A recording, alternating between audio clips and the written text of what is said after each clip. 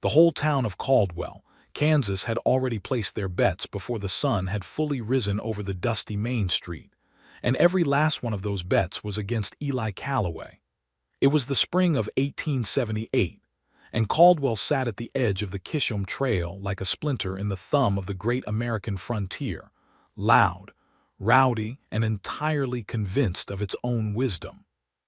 The cattle drives had made the town rich and restless, and the saloon on the corner of Main and Creek Street never truly closed its doors.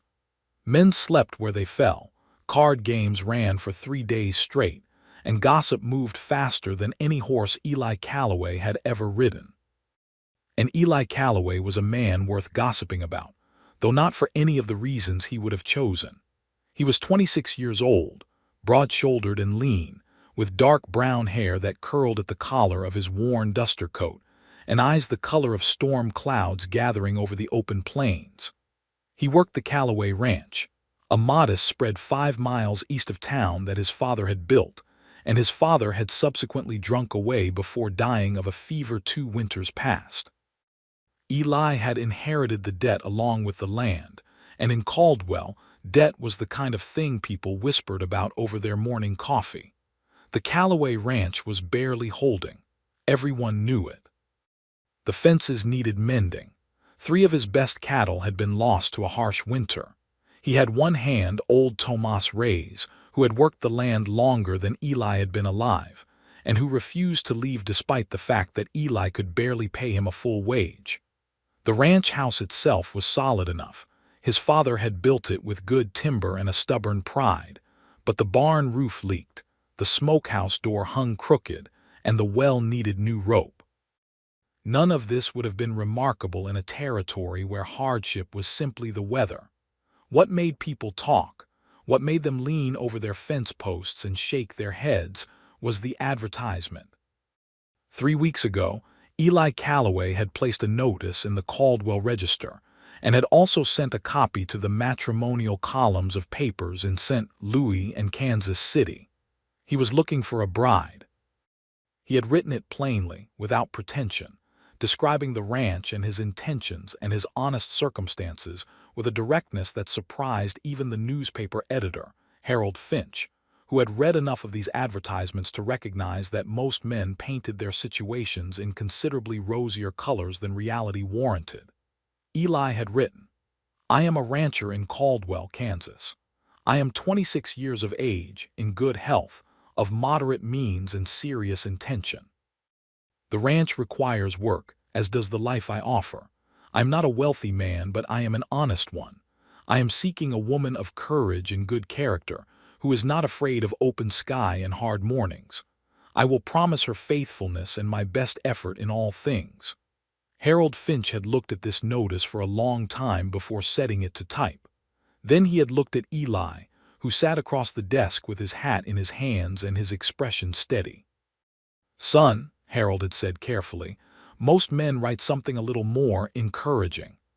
I'd rather she know the truth before she arrives than be disappointed when she gets here," Eli had replied. And that was the thing about Eli Calloway that made the town simultaneously fond of him and completely certain he was about to fail. He was honest to a fault. He didn't dress things up. He didn't perform. In a town built largely on performance, on bluster and bravado and the careful management of appearances, Eli simply refused to pretend. So when the advertisement ran, and then when word spread through town that he had actually sent it off to the city papers, the bets began. Walt Greer, who ran the feed store and considered himself something of a philosopher, set the opening odds at 2-1 against any woman actually responding. He wrote the amounts in chalk on the small board behind his counter that was more often used for tracking cattle prices. Maybelle Hutchins, who operated the boarding house on the north end of Main Street and who had seen more than her share of human disappointment, raised those odds to 3-1 and added a secondary bet. If a woman did respond, she would take one look at the Calloway Ranch and be on the next stage back east before the week was out. Sheriff Darnell Cooper, a fair-minded man who prided himself on balance, bet only a modest sum and only because not betting when the whole town was doing so felt antisocial. He privately thought Eli had as good a chance as any man, which was not saying much. The saloon, naturally, became the unofficial headquarters of the betting operation.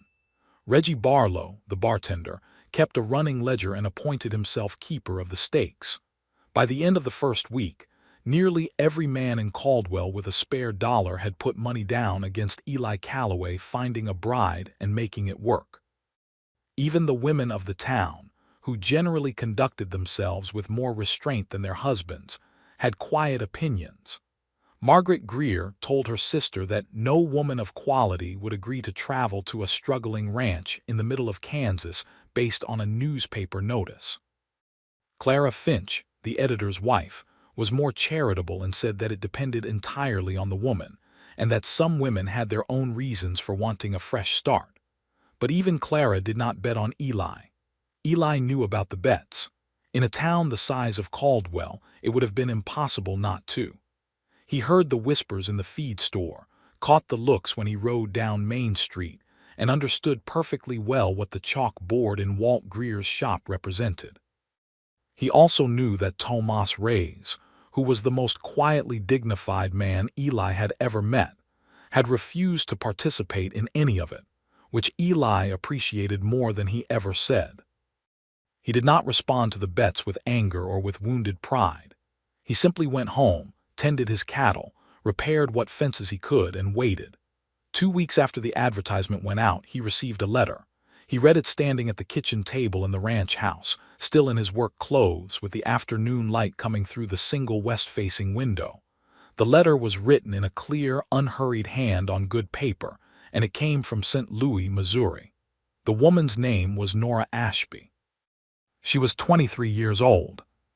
She had been working as a seamstress and before that had helped her mother run a small laundry, and her mother had passed the previous autumn, leaving her alone in a city that felt, she wrote, increasingly like a place she had already finished with. She had read his advertisement carefully. She had read it 3 times, she said, because she wanted to be sure she was understanding it correctly, and she had concluded that she was, and that she appreciated his honesty more than she could easily explain. She was not afraid of hard mornings, she wrote. She had had a great many of them already. She asked if she might correspond further before making any decision, and included a list of questions that were so practical and direct that Eli laughed out loud for the first time in what felt like months. She asked about the water supply, the condition of the kitchen, the distance to the nearest town, the nature of the work she would be expected to do, and whether he had any particular views on the matter of a woman having her own opinions. He wrote back the same evening. He answered every question honestly, including admitting that the kitchen needed new shelving and that the stove smoked when the wind came from the northeast. On the matter of opinions, he wrote that he had spent enough time around men who didn't have any interesting ones to know that he valued a woman who could hold up her end of a real conversation. They wrote back and forth for 3 weeks. Each letter arrived a little faster than the one before it, as though both of them were impatient with the distances involved. Eli began to know the shape of her through her words, practical and thoughtful, with an occasional dry humor that surfaced when she was describing something frustrating, and a genuine warmth that showed most clearly when she wrote about things she cared about. The smell of good bread in a kitchen, the particular quality of late afternoon light, the satisfaction of a task done well. She wrote, in her 4th letter, that she wanted to be clear about something. She was not coming to Kansas, if she came, with any illusions about love arriving on a schedule. She was coming with practical intentions and honest hopes, and she thought that was a reasonable foundation. She asked if he agreed. He wrote back that he thought it was an excellent foundation and that he suspected from the quality of her letters that the rest might take care of itself in its own time. He was not certain why he wrote that last part. It was more poetic than he usually allowed himself to be. He almost crossed it out. He left it in. Her final letter arrived on a Monday morning in early April. She had decided to come. She would be arriving on the Thursday stage from Wichita, having taken the train from St. Louis to Wichita and the overland stage from there. She would be carrying 2 trunks and a carpet bag, and she did not expect to be met with ceremony, but she would appreciate being met. Eli read the letter twice. Then he folded it carefully and put it in the breast pocket of his shirt, close to his chest, as though it were something worth keeping safe. He told Tomas that morning, and Tomas, who was a man of few words but exact ones, looked at Eli steadily and said, "Good. This place needs a woman in it." It was a simple thing to say, but it settled something in Eli's chest. He spent the next 3 days doing everything he could to make the ranch house presentable. He fixed the shelving in the kitchen. He replaced the rope on the well. He could not fix the barn roof in 3 days, but he patched the worst of the leaks with canvas and fresh tar. He scrubbed the floors, washed the windows, and aired out the bedroom that would be hers, at least until they were properly married, which they would be, because he had already spoken to Reverend Hale about performing a ceremony, and Reverend Hale had agreed with only minimal expressions of concern about the unusual nature of the arrangement. He also, on Wednesday afternoon, rode into Caldwell to collect a few things from the mercantile: lamp oil, flour, sugar, a tin of decent coffee, and a small bunch of early wildflowers from the edge of the prairie that he noticed growing near the road and stopped to pick, then felt immediately self-conscious about, then kept anyway and wrapped in a damp cloth to preserve them. Walt Greer saw him at the mercantile and leaned on the counter with the expression of a man expecting to be entertained. "She coming then, Calloway?" Walt asked. "She is," Eli said without looking up from the list he was checking. Walt shook his head with the satisfied air of someone who already knew the ending. "I give it 2 weeks before she's back in Missouri." Eli placed his coins on the counter with a quiet precision that Walt somehow found more unsettling than anger would have been. "You might want to save those bets, Walt. Could be you'll need that money." He collected his goods, tipped his hat, and walked out. Thursday morning arrived gray and cool, with a wind off the plains that smelled of distant rain. Eli was at the stage stop at 10:30, which was 40 minutes before the stage was scheduled, and he spent that time leaning against the hitching post with his hat pulled against the wind and his heart doing something entirely undignified in his chest.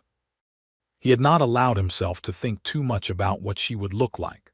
The letters had been so vivid that he had formed some impression of a person, but he was careful about attaching that impression to any physical image, because he did not want to be disappointed by something as shallow as a face, and because he suspected that whatever she looked like would immediately rearrange itself into simply being Nora, and that would be all that mattered. The stage arrived 12 minutes late with a great deal of dust and noise, and the particular theatrical energy that overland stage coaches always produced, as though they were performing their own entrance. The driver climbed down, and then a man in a brown suit stepped out, and then a family of 3, and then Nora Ashby stepped down from the stage, and Eli forgot to breathe for a moment. She was not what he had expected, though he couldn't have said exactly what he had expected. She was of medium height with dark auburn hair pinned beneath a practical traveling hat, and her dress was plain and dark blue and travel-dusty, and her eyes, when she looked up and around and found him, were the kind of green that he associated with deep river water in summer. Her face was serious and composed and entirely awake, the face of someone who was paying close attention to everything around her. She found him because he was the only man standing at the stage stop alone with any air of expectation about him, and their eyes met across the 12 feet that separated them, and she held his gaze with an evenness that he found remarkable. He walked over and removed his hat. "Miss Ashby," he said. "Mr. Calloway," she replied. They looked at each other for a moment. There was so much in that moment that would have been difficult to put into words. The recognition of someone known through letters meeting their actual physical self for the first time, the mutual assessment that both of them were doing as honestly as they could, the strange intimacy of having said so much in writing before saying anything in person. "You look like your letters," he said, and then wondered why he had said that, since it made no obvious sense. But she smiled, a quick, genuine smile that changed her face entirely, and said, "You do too." He collected her trunks with the help of the stage driver and loaded them into the wagon he had borrowed from Tomas, since his own had a wheel that needed tending. They drove out of town past the main street, and Eli noticed, because he could hardly avoid noticing, that several people had come to their doorways to watch. Walt Greer was visible in the window of his feed store. Maybelle Hutchins stood on the porch of the boarding house with her arms crossed and an expression that was trying not to be impressed but wasn't entirely succeeding. Nora noticed the attention too. She glanced at the street and then at Eli with a measured look. "You mentioned the town," she said. "You didn't mention that they'd all come out to watch." "I apologize for that," he said. "There have been some bets placed." She absorbed this information with a composure that he already recognized from her letters. "Against you, largely." She turned to look at the main street once more as they passed the last of the buildings. She did not seem offended. She seemed, if anything, thoughtful. "Well," she said, "they don't know me." And that was all she said about it. The drive to the ranch took just over an hour, and they talked the whole way in the easy, somewhat startling manner of two people who have already done the harder work of getting acquainted through correspondence, and are now simply meeting the version of each other that takes up physical space in the world. She asked about the cattle. He told her about the winter losses and his plans for rebuilding the herd. She asked about Tomas Reyes, and he told her about Tomas's history, that he had come up from Texas 30 years ago, that he had known Eli's father before the drinking had got bad, that he was worth more than twice what Eli could pay him and stayed anyway. Said that sounded like a good man. He agreed that it did. When the ranch came into view, she was quiet for a moment. He watched her take it in: the house, the barn, the small kitchen garden that he had tried to tidy, the open prairie rolling away in every direction under the gray spring sky. He did not try to sell it to her. He had been honest in his letters, and he intended to stay that way. "It needs work," he said. "I can see that," she replied. Then, "The bones are good." He looked at her. "The house," she clarified, "the bones of it, it was built well." "My father built it," he said. "Before things went bad with him, he was a good builder." She nodded. There was a respect in the nod that he appreciated, for the complexity of it, for the fact that a man could build something well and still not be able to hold his life together, and that both things could be true. Tomas came out from the barn when they pulled up, wiping his hands on a cloth. He was a lean, weathered man in his late 50s, with a face that had been arranged by decades of outdoor work into something that resembled the carved face of an old cliff. He looked at Nora with a directness that was not rude but was completely without pretense. "Miss Ashby," he said. "Welcome." "Thank you," Nora said. She climbed down from the wagon without waiting for Eli to help her and extended her hand to Tomas, who shook it once firmly, and that was that. Eli showed her the house. He had cleaned it as thoroughly as he could, and there was fresh bread on the kitchen table that Tomas had made that morning. Tomas, it turned out, was a better cook than Eli had ever been and took a quiet pride in it. The kitchen was small but functional, and Nora walked through it with the eye of someone who was already thinking about what could be done with a space. He showed her her bedroom, for now, and was honest about the fact that the Reverend could come out as soon as she was settled if she wished to formalize things, or she could take whatever time she needed to feel comfortable with the situation. She stood in the doorway of the bedroom and looked at the small window that faced east, where the morning light would come in, and the plain wood furniture that he had cleaned and polished, and the quilt on the bed that had been his mother's. "That's a beautiful quilt," she said. "It was my mother's," he said. "She passed when I was 12. I kept it." Nora turned to look at him then, and there was something in her expression that was different from anything he had yet seen, something softer, with an understanding in it that went deeper than politeness.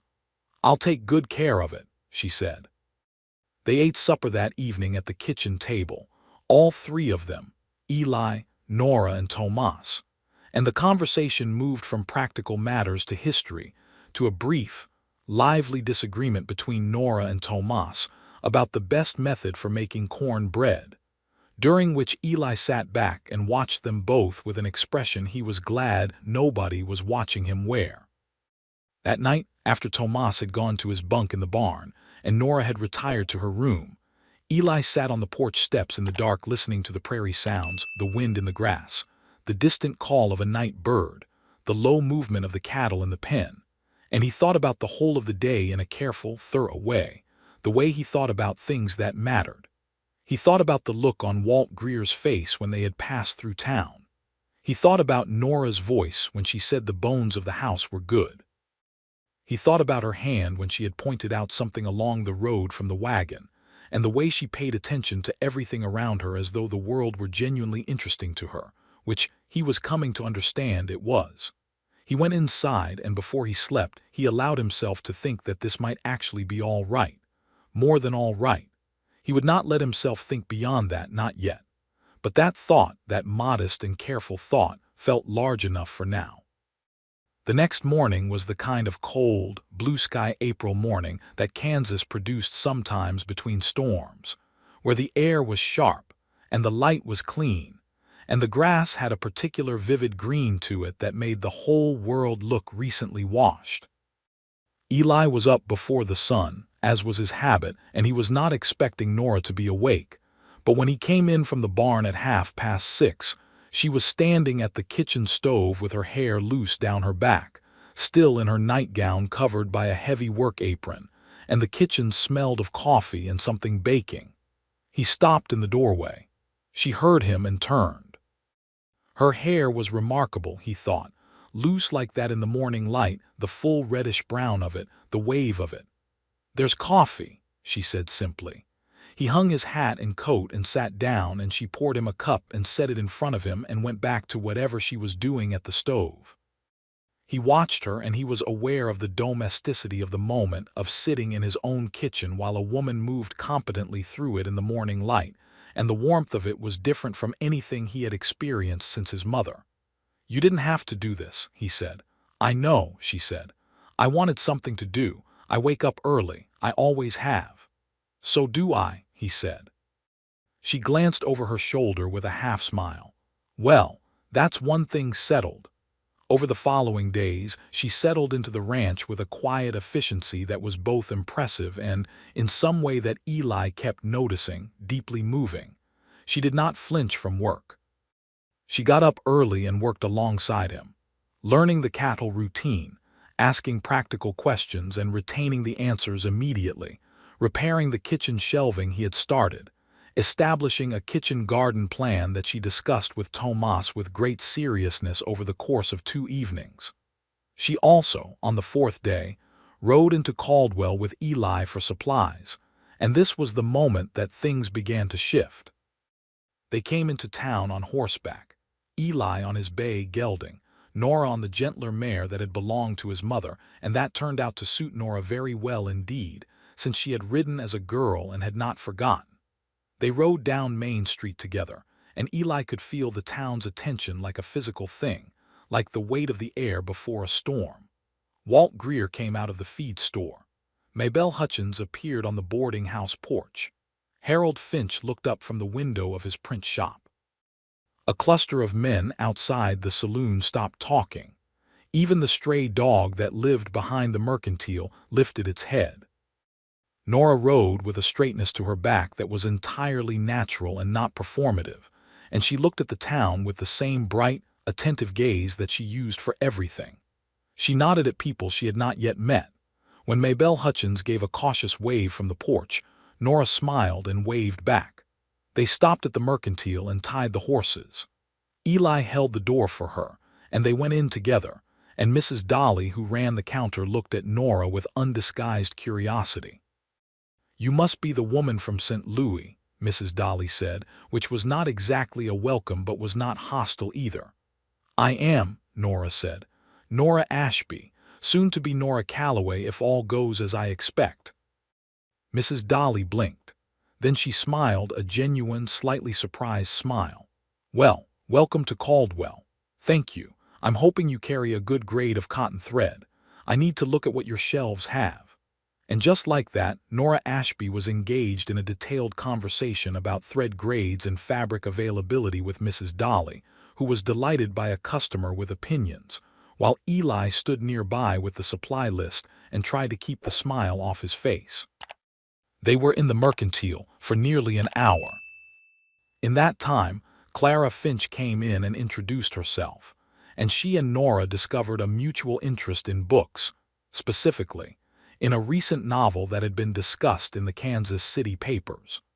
They talked about it for 20 minutes with an animation that drew Mrs. Dolly and eventually even old Margaret Greer, who had come in for salt, into the orbit of the conversation. When they left and mounted their horses to head back down the street, Eli looked at Nora from under the brim of his hat. "You've been here 4 days," he said. "Yes," she said. "You just made more friends in that mercantile than I have in my whole life." She turned to look at him, and there was the small smile again, the quick, genuine one. "I just talk to people," she said. "People like to be talked to." He had no argument for that, but the change that happened next was not immediate. It took another few days, and it began with Maybelle Hutchins. Maybelle, who ran the boarding house with iron efficiency and had a reputation for being the most accurate judge of character in Caldwell, had her own particular way of taking a person's measure. She watched. She waited. She said very little until she had formed a complete opinion, and when she spoke, people listened. On the Sunday after Nora arrived, Eli and Nora rode into town for the church service at the small white building that served as Caldwell's non-denominational meeting place. They sat together in a pew near the back, and Eli was aware of the heads turning before he and Nora were even fully seated. Reverend Hale welcomed them with the particular warmth he reserved for people who were making good choices in complicated circumstances, and after the service, people gathered outside in the spring sunshine the way they always did. Maybelle Hutchins made her way directly to Nora. Eli, who was talking to the sheriff a few feet away, kept one ear turned in that direction while managing to look entirely engaged with the conversation about fence line regulations. Maybelle introduced herself with her customary directness. Nora matched it. They talked for about 15 minutes, standing in the churchyard while the rest of the congregation milled around them, and at the end of 15 minutes, Maybelle Hutchins said something that Eli could not hear from where he stood, and Nora laughed, a full, unguarded laugh that he had not yet heard from her, a sound that startled him in its warmth. And Maybelle Hutchins smiled with all the genuine satisfaction of someone who has confirmed what they suspected. When Eli and Nora were riding home that afternoon, he asked about it. "What did Mrs. Hutchins say to you at the end?" Nora looked straight ahead at the road.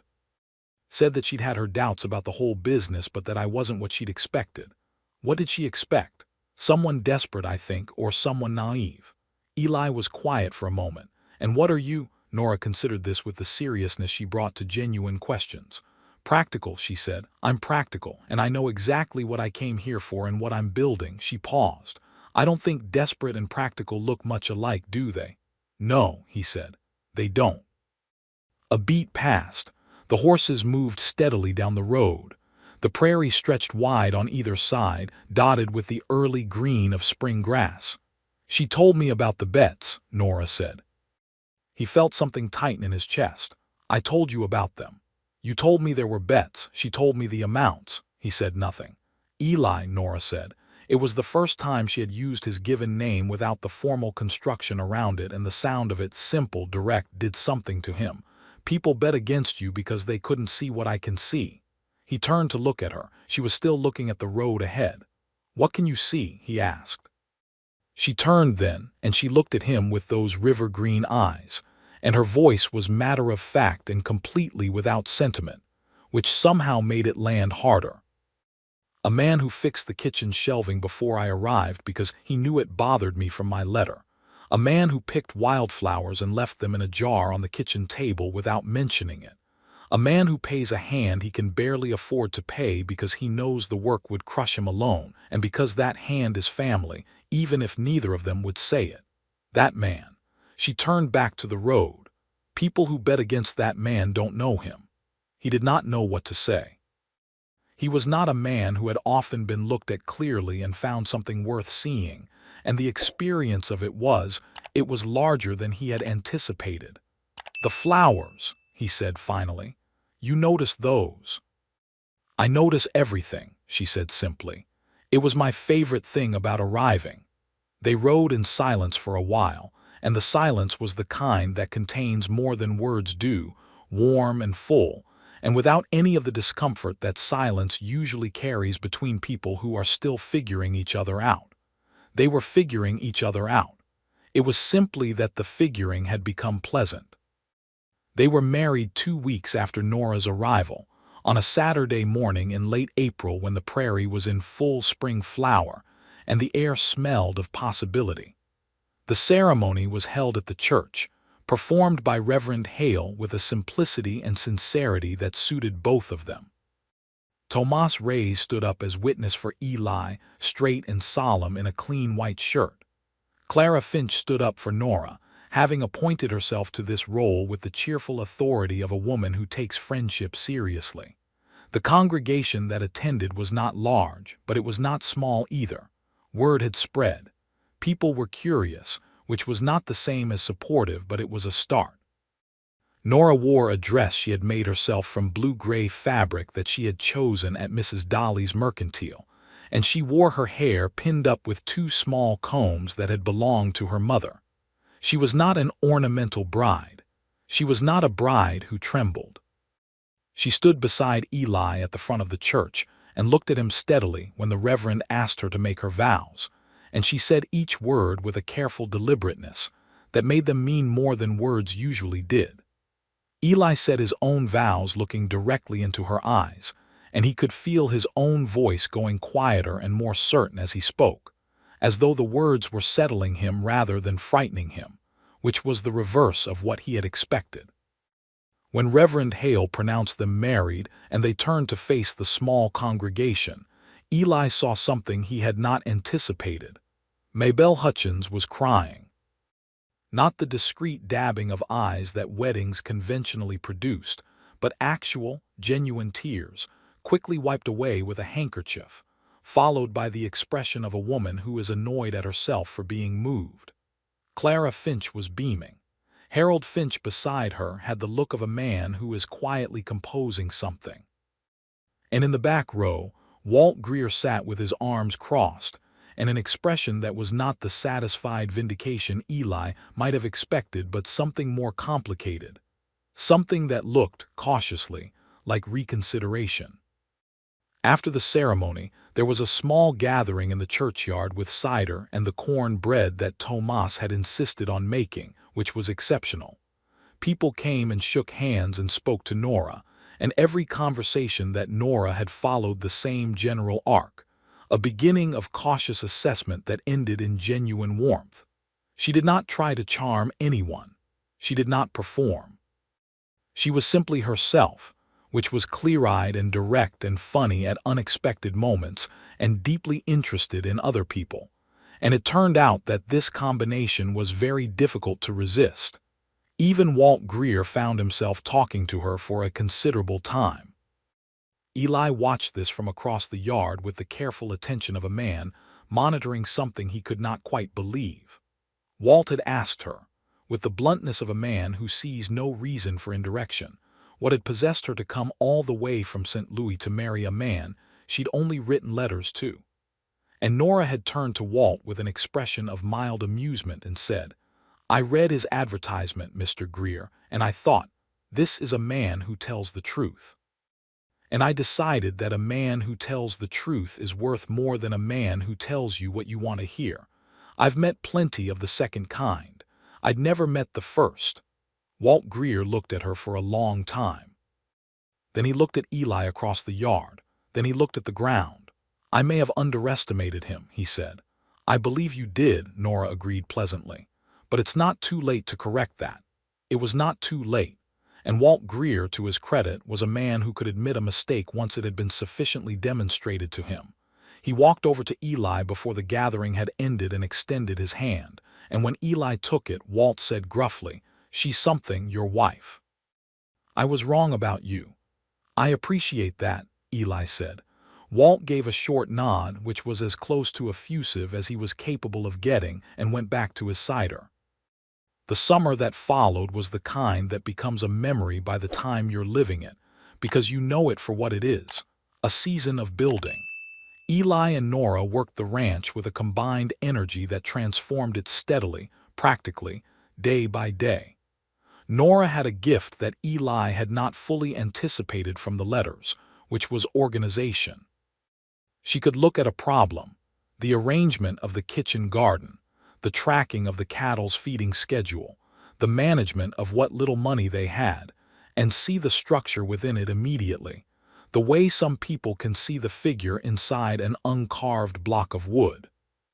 She reorganized the supply purchasing so that they were buying more efficiently, which freed up modest funds that Eli redirected toward the barn roof, which Tomas and a man from town named Pete Svensson repaired over 2 long June days, while Nora kept them supplied with cold water and sandwiches, and a steady commentary on the progress that Tomas declared was better than having a foreman. Eli, in turn, was a harder worker than even Nora had anticipated from his letters, and she had anticipated a hard worker. He was up before dawn every day without exception, and he moved through the ranch's needs with a quiet, methodical competence that she found deeply reassuring. He never complained about things he couldn't change and never stopped working on things he could. But it was the evenings that she had not expected. After supper, when the work was done and Tomas had retired to the barn and the prairie dark had settled over everything, Eli would sometimes sit on the porch steps and she would sit beside him and they would talk. Not about ranch business, about other things, about what they remembered from childhood. About books. He had more books than she had expected, good ones, stacked on a shelf by the fireplace and read until their spines were soft. About their views on things, on justice, on the nature of hard luck, on the future of the territory, on whether there was something to be said for the old ways of doing things or whether change was always better. He was more complicated than he appeared, which should not have surprised her since his letters had suggested this. But the in-person version of that complexity was more interesting than the written version. He had strong views and held them lightly. He listened more than he talked, but when he talked, it mattered. He laughed at the right things and was serious at the right times, and he never, in any of their evening conversations, made her feel that her opinion was less valid than his. She fell in love with him without entirely meaning to, which was possibly the best way. It happened the way most real things happen, not in a single dramatic moment, but in a series of small ones that accumulated until the weight of them was undeniable. The morning she had woken with a fever, and he had been there before she even called out, with water and a cool cloth, sitting by the bed with his hat in his hands, and his face carrying an anxiety that he was trying not to show. The afternoon she had found him in the kitchen trying to repair a stool and failing comically, muttering to himself with the frustrated concentration of a man who was excellent at large things and bad at fiddly ones. And she had fixed it in 4 minutes while he watched with an expression that was equal parts impressed and embarrassed. The evening he had come in from checking the north fence and simply stood in the kitchen doorway watching her at the stove for a moment before she turned. And when she turned, his face had had something in it that he hadn't been hiding because he hadn't known she was looking. She knew what it was. She recognized it because she was wearing the same thing on her face when she thought he wasn't watching. It was a Thursday evening in late June when it came to a head. They had been sitting on the porch after supper, in the good dark of a clear summer night with the stars so thick above the prairie that they looked almost implausible, and the conversation had moved through several topics and then arrived at a comfortable silence. Into that silence, Eli said without looking at her, "I want to tell you something." "All right," she said. He was quiet for a moment, in the way he was quiet when he was choosing words carefully. "When I wrote that advertisement, I wrote it honestly because I didn't think lying would serve either of us. But the truth was that I was not expecting what happened. I was expecting a practical arrangement. A good one, I hoped, but practical. She waited. What happened, he said, was something different from that.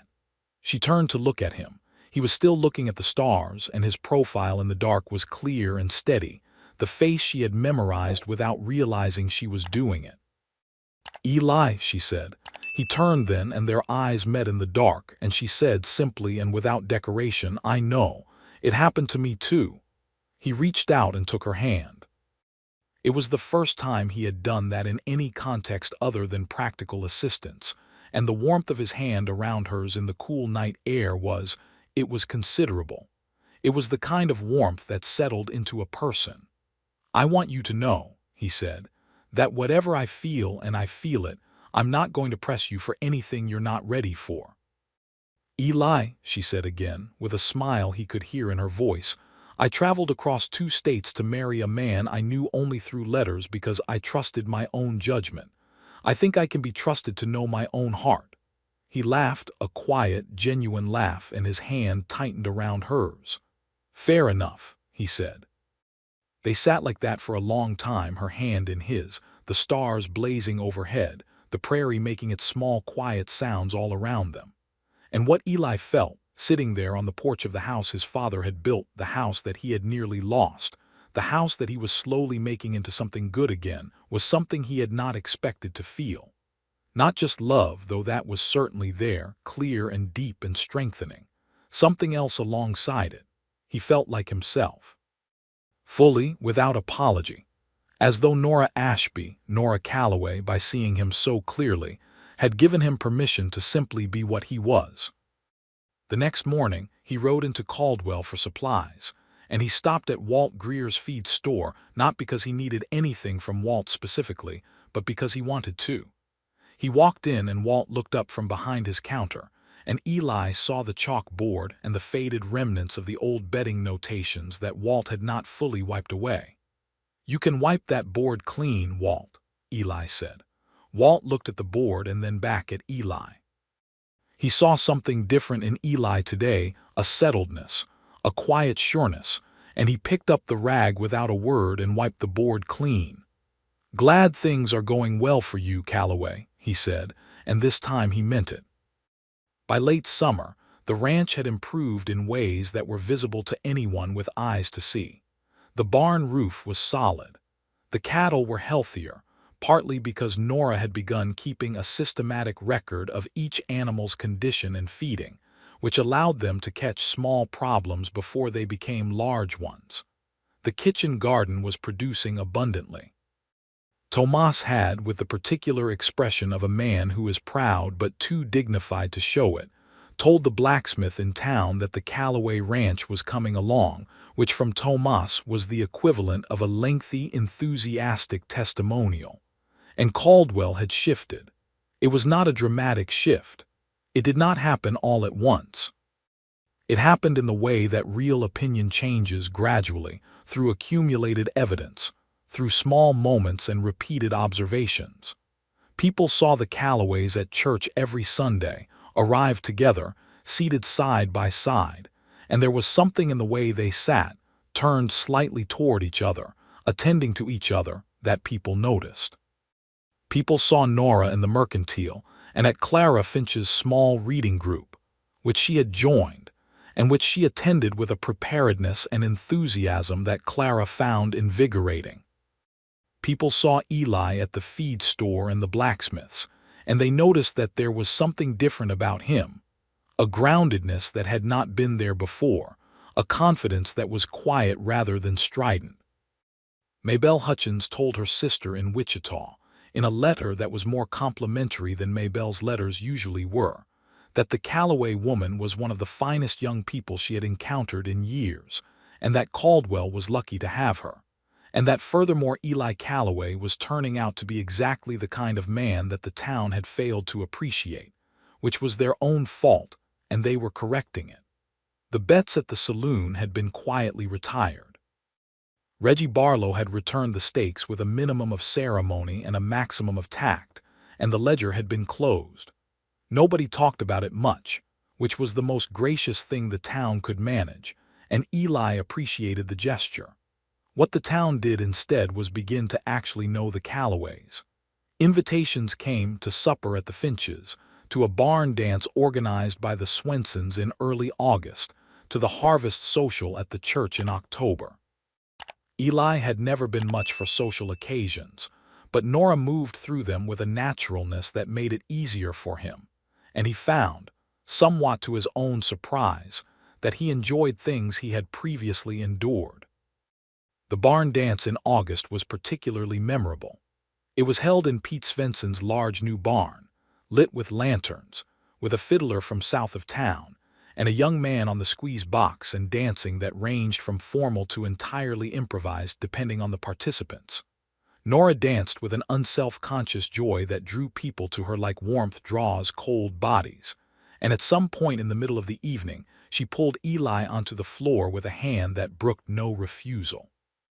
He protested briefly that he was not a dancer. "Neither is half this room," she said. "They're doing it anyway." He danced with her. He was not good at it, and he did not care, because she was laughing that full, open laugh, and they were moving through the crowded, lantern-lit barn together, and the fiddle was singing something fast and glad, and everything in the world that he had been carrying for the past several years felt, for that half hour, as light as the lantern light itself. Walt Greer watched from the side of the barn with a drink in his hand and the expression of a man who is settling something internal. He watched Eli Calloway dance badly and happily with his wife, and he thought about the chalk board, now clean, and about the bets that had seemed so certain. He was wrong, Walt Greer concluded. He was simply, plainly wrong, and there was something almost pleasant about being wrong in this particular direction. He went home that night and told his wife what he was thinking, and his wife, who had said nothing about the bets when they were placed because she had learned over 30 years of marriage that saying "I told you so" in advance is not effective, simply nodded and said, "I know, Walter." Autumn arrived, and with it the realities of another cattle season. Eli had purchased 3 new cattle in August with careful savings, and the herd, small as it was healthy and well managed. The question now was the cattle drive, whether to join the Kisham Trail drive south to the railhead at Caldwell's own stockyards, which were the receiving point for cattle coming up from Texas, or to sell locally at a lower price. He and Nora talked about it over 3 evenings, the way they talked about everything important, openly, each offering their reasoning, testing ideas against each other. Nora had been reading about the cattle market in the Kansas City papers that Clara Finch sometimes shared, and she had opinions about timing and pricing that were grounded in what she had read. They decided to drive, joining a small cooperative group with 3 other local ranchers, including the Svensons. The drive itself would take most of September and would bring good money if the market held. Eli left on a Monday in mid-September, and the morning of his departure was the kind of morning that makes even practical people slow down and feel things. Nora stood in the yard while he saddled the bay gelding, and Tomas loaded the last of the supplies. "I'll be back in 3 weeks, Eli said. "4 at the outside." "I know," she said. He looked at her in the early light, in her work dress with her hair braided, with the ranch house behind her and the prairie beyond that, with the morning freshness on everything. And something went through him that was so simple and so complete that it needed no words. He kissed her properly for the second time. The first had been their wedding, and it was better than the first because this time there was nothing formal about it, nothing ceremonial, only the 2 of them and the morning, and the fact that they would miss each other. When he pulled back, she was looking at him with an expression that he knew very well by now, the one she wore when she was feeling something larger than she usually let herself show. "Come back safe," she said.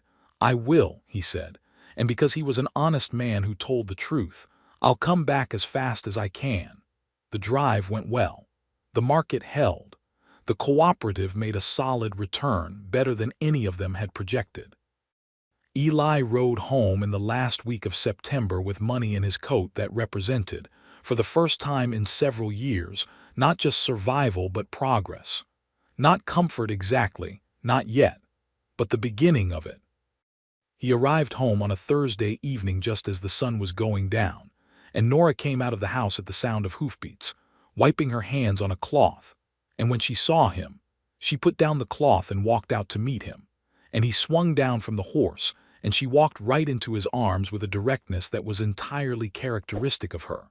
And he held her in the last of the autumn sunlight with his face against her hair, and the smell of the ranch, grass and smoke and good earth, all around them.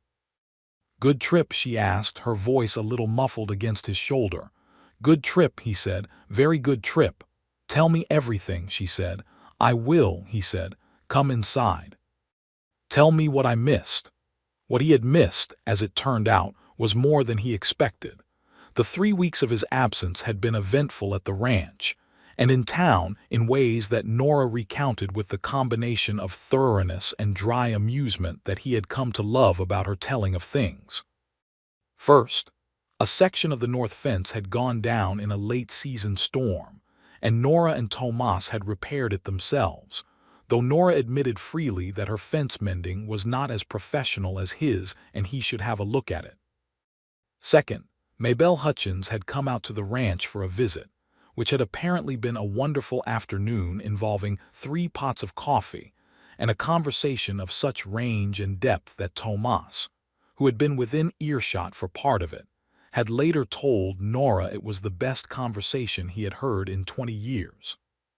Third, and Nora delivered this with a careful evenness that told him she had been thinking about how to say it, she had been to see the doctor in Caldwell, Dr. Hennessy, because she had been feeling poorly in the mornings for several weeks, and she had confirmed something. She was expecting.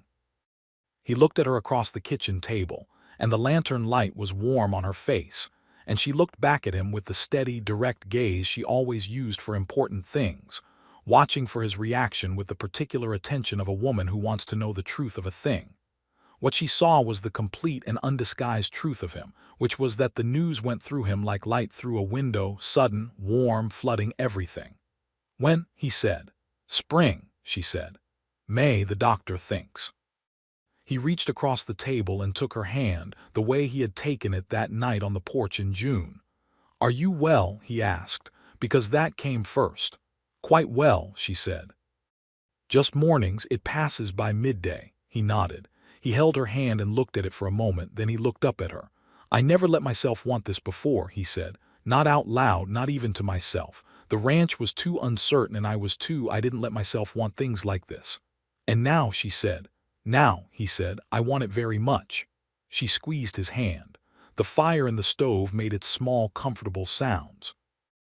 Outside, the prairie was dark and enormous, and the stars were out, and the ranch that had been failing was now, quietly and steadily, becoming something else, something real. The news of the coming baby moved through Caldwell with the speed that good news moves through small towns, which is to say, rapidly. Maybelle Hutchins heard it first, being the person Nora had told during her kitchen visit, and Maybelle spread it with the careful precision of someone releasing something valuable into the right hands. By Sunday, people were congratulating Eli after church service with a warmth that was noticeably different from the careful, measured politeness that had greeted him in the earlier months of his marriage. Not different in a way that he pointed to or made anything of. He was not that kind of man, but he felt it, and Nora felt it too.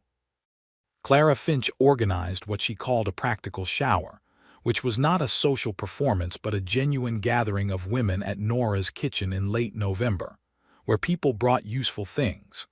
Fabric for making infant clothes, a tin of honey, good soap, a small carved wooden toy that old Tomas had made with considerable skill and slightly less willingness to admit the emotional investment in it. Maybelle Hutchins brought a blanket she had knitted herself, a real blanket, soft and well-made, and presented it with a gruffness that did not entirely conceal the feeling behind it. Winter came hard, as it always did, but the Calloway Ranch was better prepared for it than it had been in years.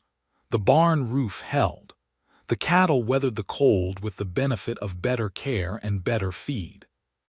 Eli and Nora spent the long evenings by the fire, reading and talking, and increasingly doing the small practical things that the coming spring required. Mending clothes, building the small wooden cradle that Eli made himself over the course of December evenings, with a concentration that Tomas declared was the most focused he had ever seen the man. The cradle was beautifully made. Simple, solid, smooth, built with the same care that his father had put into the house, the good parts of inheritance flowing forward.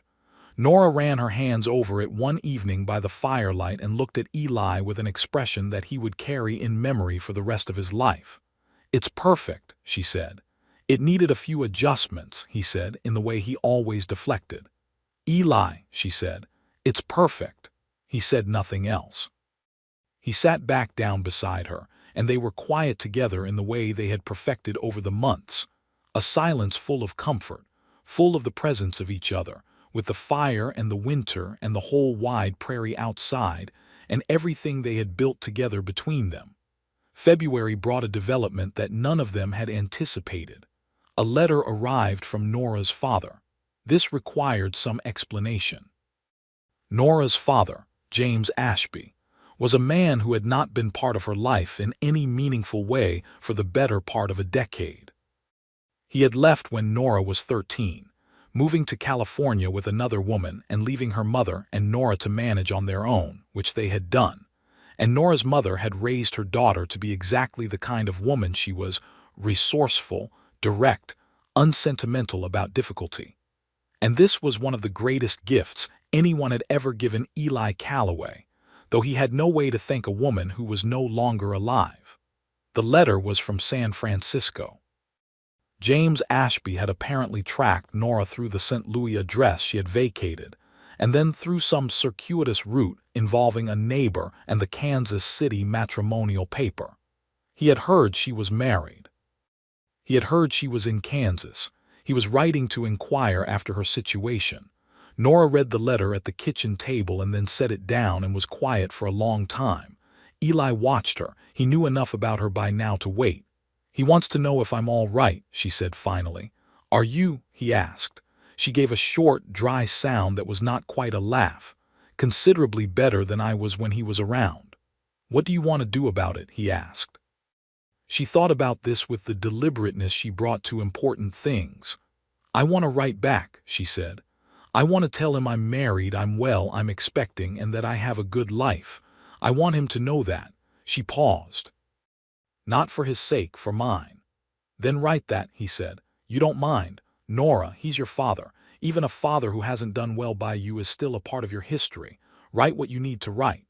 She looked at him for a moment with an expression that combined love and exasperation in the proportions she frequently used when he said something that she found both infuriating and deeply touching. "You're absurdly decent," she said. "I'm practical," he said, with the ghost of a smile. "That's what you said about me." She wrote the letter. She told her father she was married, she was well, she was expecting a child in the spring, and that she had found a life she was proud of. She told him she bore him no specific ill will, but that she did not have space for an absence she couldn't count on, and that if he wished to be part of her life, it would require reliability and not just correspondence. She said that she hoped he was well, and she signed it simply, Nora Calloway.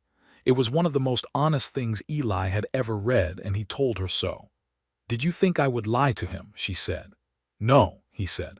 "I thought you might soften it more than it needed." "There's no productive softening available in that particular situation," she said, with the precise Nora Ashby logic that he loved. "The truth is better."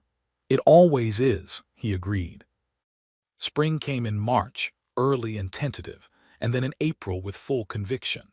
The prairie turned green and the wildflowers appeared along the road, and the cattle moved with new energy in the good weather, and the Calloway Ranch looked, to anyone with eyes, like a place that was flowering alongside the season.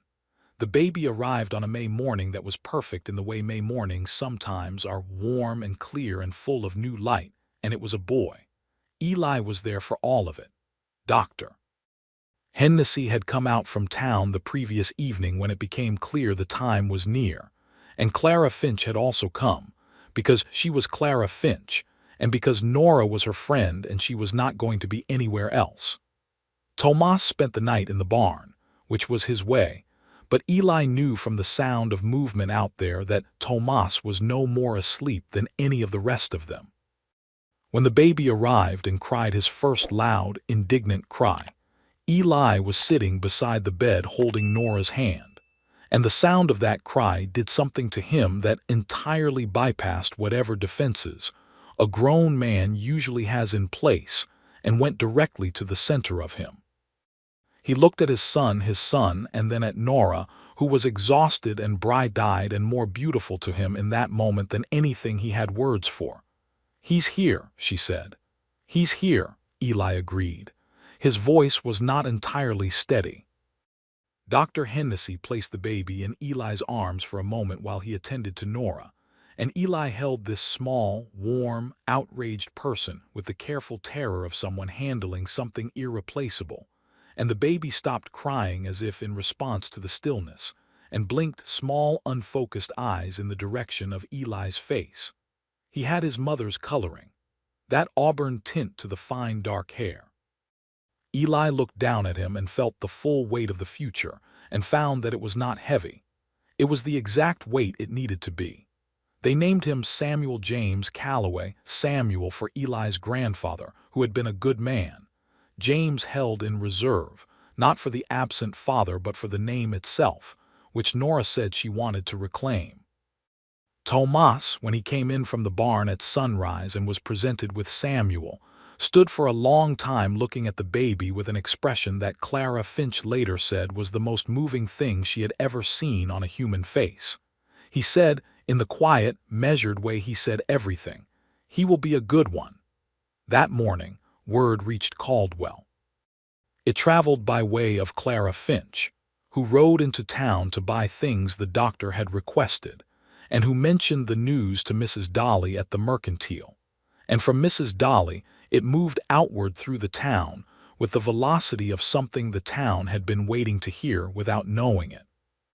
By noon, there were 3 separate deliveries at the ranch: a jar of preserved fruit from Maybelle Hutchins, a sack of flour and a note from the Svensons, and a somewhat awkward but entirely genuine appearance by Walt Greer, who came to the door with a carved wooden horse that he said his wife had chosen, and that he presented to Eli with the manner of a man delivering a peace offering to a man he had wronged and had no other way to address.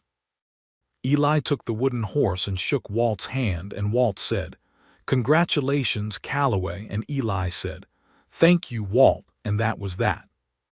30 years later, Walt Greer would tell people that it was one of the better days of his life in Caldwell, which Eli found quietly touching when it eventually came back to him.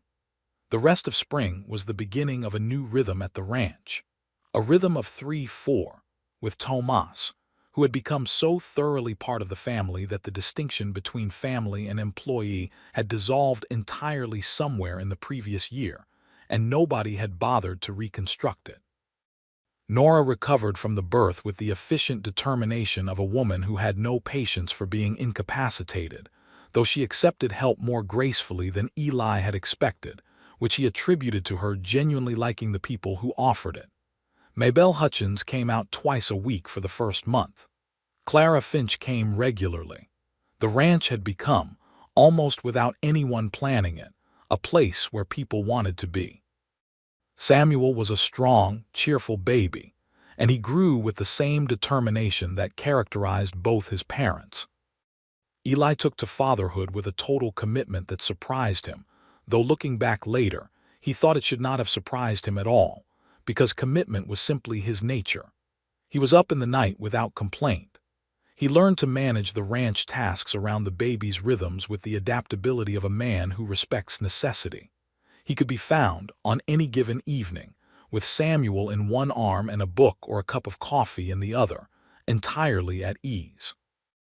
Nora watched him be a father and loved him for it with a fierceness that she expressed not in grand declarations, but in the small, continuous ways she had always expressed love: by paying attention, by being present, by the particular look she gave him when Samuel fell asleep against his chest, and Eli went still so as not to wake him. That summer, With the ranch doing well enough to allow for modest improvements, they made plans. A new fence line for the south pasture, which would allow them to expand the herd. A small addition to the kitchen that Eli would build himself in the fall. A pump for the kitchen garden that would save Nora considerable labor. These were not extravagant plans. They were the plans of people who build things properly, one necessary thing at a time. And Caldwell had fully, completely, unreservedly changed its mind. It happened without ceremony, which was the right way for it to happen. It was not that one day the town decided to support the Calloways. It was that the town looked up one day and realized that the Calloways were simply there, present, dependable, giving more than they took, part of the texture of the town, and that whatever doubts had existed in the beginning had been replaced, so thoroughly and so organically, that it was difficult to remember precisely when they had been there. The women's reading group that Nora attended had, over the course of a year, become the most intellectually lively gathering in the county, which several women said was Nora's influence in the way they meant as a compliment, and which Nora accepted with characteristic practicality by bringing better book selections. Eli had been asked by a group of local ranchers to serve on the informal committee that handled disputes about water rights and grazing boundaries, the kind of work that required a man who was honest and patient and could hold a complicated situation in his head without simplifying it to the point of injustice. He agreed, and he was good at it, and people came to know it. Tomas Reyes, for his part, had become something of a fixture in his own right. He was at the ranch less as a hand and more as a patriarch, which he would have denied vigorously, but which was simply accurate. He had a particular relationship with Samuel that was clear from the infant's earliest weeks. Samuel would stop crying for Tomas in a way that he did not always stop for other people. And as he grew into toddlerhood, he followed Tomas around the barn with a dedication that Tomas accepted with great dignity and an expression of private, enormous satisfaction. Eli came across them one afternoon in late summer, Samuel newly 2 years old, unsteady on the barn floor but determined, following Tomas's deliberate footsteps with total concentration, and he stopped in the barn doorway and watched them, and something settled in him like the last piece of a long-worked puzzle. He thought of his father. He thought of the house his father had built, and the debt his father had left, and the long struggle to undo that and rebuild. He thought of the chalkboard in Walt Greer's feed store, and the bets that had been so certain. He thought of Nora's letter on the kitchen table that first afternoon, and the way she had looked stepping down from that stage, serious and attentive and alive with interest in everything. He thought of her voice saying the bones of the house were good. The bones of this life were good. They had always been there. It had taken Nora Ashby, practical, clear-eyed, courageous Nora Ashby, who had traveled across 2 states on the strength of one honest advertisement, to see them and to build with them. He went back to the house and found Nora in the kitchen with the afternoon light coming through the window she had always liked, and her hands occupied with the bread she was making, which she did well, in the way she did everything she decided to do. Samuel's small wooden toys were arranged on the floor in a manner that appeared to represent a cattle drive, which said something about the house he was growing up in. She heard him come in and looked over her shoulder. She read whatever was on his face.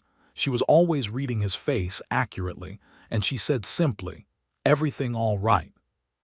He crossed the kitchen and came to stand beside her at the counter, and he put his arm around her from behind and pressed his face briefly against her hair in the way he did sometimes when a feeling was larger than words were suited to. "Everything is very all right," he said. "I just wanted to tell you." She put her flour-dusted hands over his arm for a moment, holding him in return. "Good," she said. That evening he wrote a letter to Harold Finch, the editor of the Caldwell Register, which Harold received the following morning, and which he read twice at his desk with an expression of such profound satisfaction that Clara asked what it was. Harold read it to her. The letter was simply Eli Calloway thanking Harold for running the original advertisement, and for the notice of the reading group that had brought additional women into it, and for the coverage of the Water Rights Committee. It was, at its surface, a letter of community acknowledgement, but Harold read it for what it was, a letter from a man who had been publicly doubted and had quietly, steadily proven that doubt wrong, and who was now, from a position of full security, simply grateful. Harold set the letter on his desk and looked at his wife. "Some stories work out," he said. "The good ones do," Clara agreed.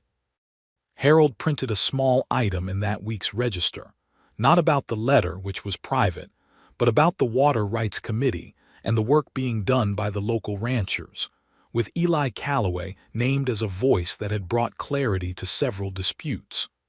It was the kind of recognition that small towns give their own, and it meant more in that context than it would have in any other. Walt Greer read the register item at his counter and erased the last faint ghost of chalk on the board behind him, a ghost only he could see, with a final, decisive wipe of a cloth. The autumn of 1879 was good. The cattle drive returned better numbers than the previous year. The kitchen addition was completed before the first frost, and Nora declared it excellent, and Eli allowed himself to feel proud of it in the way she had taught him to feel proud of things, simply, without deflection, because the work was good and deserved acknowledgement. Samuel walked steadily now, and had begun stringing together words with an ambition considerably exceeding his vocabulary, which produced declarations of great intensity and uncertain meaning that everyone in the household treated with equal seriousness. He had Nora's eyes, that river green, and Eli's set to the shoulders, and a temperament that was entirely his own, sunny and stubborn and radically interested in everything, particularly cattle and the wooden horse from Walt Greer's wife, and the small carved figure of a man on horseback that Tomas had made for him. That winter, a second letter arrived from James Ashby in San Francisco. It was more tentative than the first, chastened, Nora thought, by her previous reply. He asked if he might know his grandchild. He did not demand. He did not presume. He simply asked.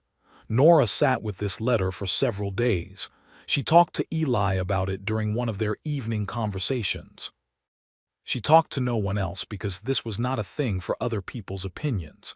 It was a thing for her own. She wrote back at the end of the week. She told her father about Samuel.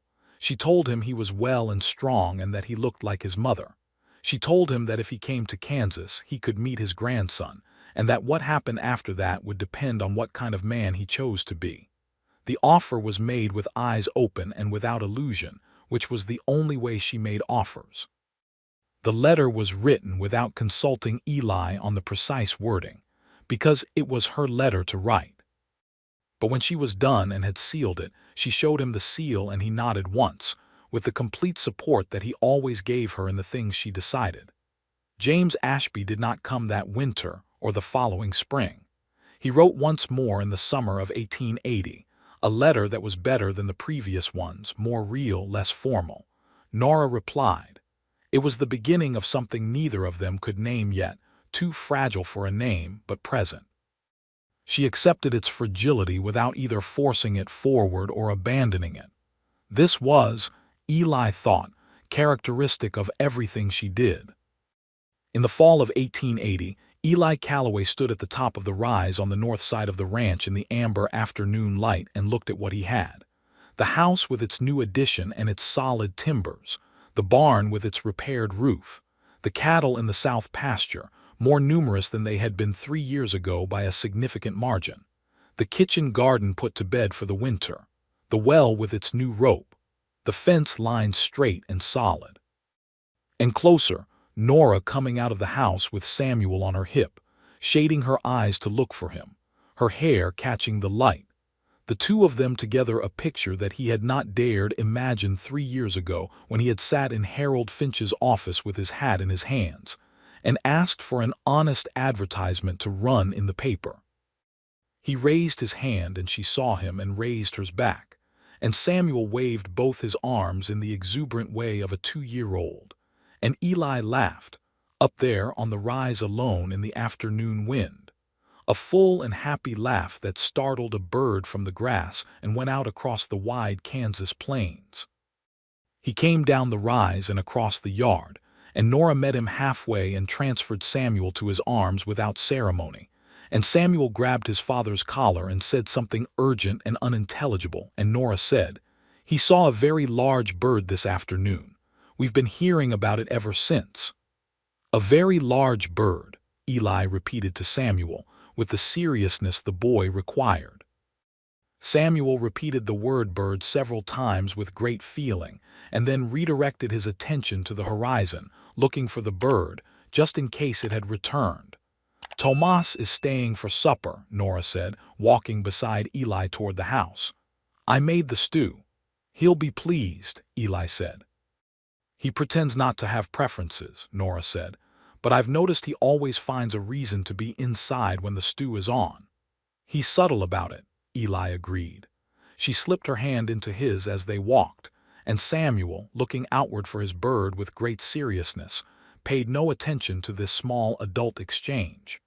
The evening came down over the ranch gently, the way evenings came in fall, early and golden and complete. At supper, the four of them at the kitchen table, Eli and Nora and Samuel and Tomas, who ate with the family as he always did. The conversation moved through the day's events, and the plans for the week, and a discussion about whether the brown cattle or the black ones were more sensible in cold weather, which became unexpectedly animated, and which Eli lost to the combined opinion of Nora and Tomas, which was the most formidable combination in his world.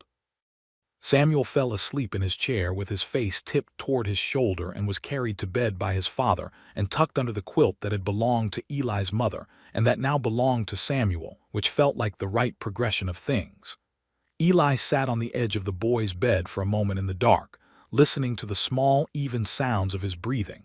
This was the house his grandfather had dreamed of, that his father had built and nearly lost. It was still here. It was more than still here.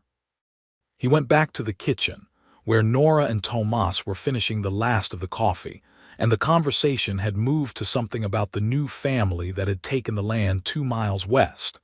Tomas thought they seemed like decent people. Nora had spoken to the wife at the church and agreed. Eli sat down and accepted the coffee that Nora poured without asking, because she always knew. Later, after Tomas had gone to the barn and the kitchen had been cleared and the stove banked for the night, Eli and Nora sat by the fire in the front room in the comfortable side-by-side way they had developed over the years, and the fire was warm and the prairie outside was dark and full of stars and the whole house was quiet around them. "I've been thinking," Nora said. "All right," he said. "About spring." He waited. "I think we should try for another," she said. "Samuel could use the company. And the house has the room now with the addition." She glanced at him. "What do you think?" He looked at her in the firelight, the straight, honest look she always gave him when she was asking something that mattered, and he thought about the first time he had seen that look, stepping down from the stage with her traveling hat and her serious eyes, and the look was the same now as it had been then, which was the best thing about it. "I think that sounds like the best plan you've had in a while," he said. "And you've had some very good plans." She smiled, the quick, genuine smile that still surprised him sometimes because of how much light it carried. "I have had some excellent plans," she agreed. "You have," he said. He put his arm around her, and she leaned into him, and they sat watching the fire in the good quiet of a life that was exactly what it should be. By the following year, the second pregnancy was confirmed in the spring, and by the autumn of 1881, a girl arrived, strong-lunged and bright-eyed from the first moment, with her father's dark curly hair and her mother's green eyes, and a temperament that Dr. Hennessy, with a 30-year career in medicine, described as the most emphatic infant he had encountered. They named her Ruth Clara Calloway, the Clara for Clara Finch, who received the information with a tearfulness that she declared entirely out of character, and which everyone present ignored entirely, because it was right and true. Samuel, now 3, approached his sister with the careful curiosity of a scientist examining an unexpected phenomenon, and within a week had appointed himself her protector with a thoroughness that made Tomas say, with absolute certainty, "He will look after her his whole life." He was right. But that is the kind of rightness that takes years to prove, and what mattered in the autumn of 1881 was the present moment. The ranch sound and productive, the family whole, Caldwell as familiar as home ought to be, and the evening coming down over everything golden and complete, with the smell of the supper on the stove and the sound of Samuel's feet on the porch boards and Ruth Clara's first deliberate, world-claiming cry rising up into the Kansas air. Eli Calloway stood in the yard in the October evening light and looked east, the way he sometimes looked when he wanted to remember where things had started. The stage road, the chalk board in Walt Greer's store, the letter on the kitchen table in his own careful hand, asking for something he was not certain he would receive. He had received more than he had asked for. He understood this completely, in the way that only people who have worked for things and received them can understand it, not with the casual gratitude of luck, but with the full-bodied, bone-deep gratitude of someone who knows precisely what was given and what it cost and what it is worth. Nora came to the door with Ruth in her arms, and the lamplight fell out around her, warm and yellow into the prairie dark. "Come in," she said. "Supper's ready." He went in. He closed the door behind him. The whole of his life was in that kitchen, and it was everything the bones had promised.